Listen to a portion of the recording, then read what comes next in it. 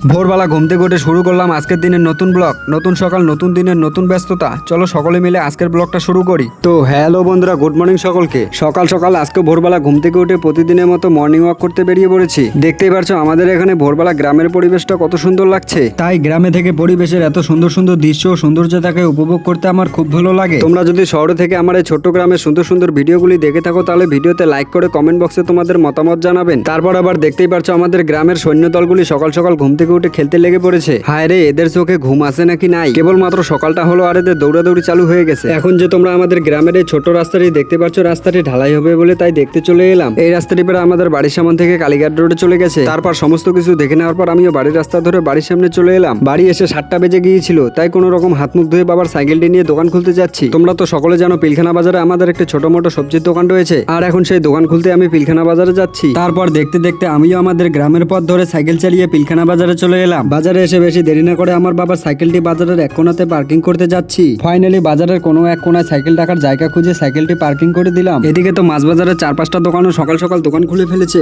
তাই আমিও বেশি দেরি না করে দোকানের পথ ধরে তাড়াতাড়ি গিয়ে দোকান খুলতে যাচ্ছি। আমিও দোকানের কাছে এসে দোকানের প্রথম শাটারটি চাবি দিয়ে আনলক করে শাটারটি তুলে দিলাম। তারপর দোকানের সকল শাটারগুলিও চাবি দিয়ে আনলক করে এক এক করে খুলে দিলাম।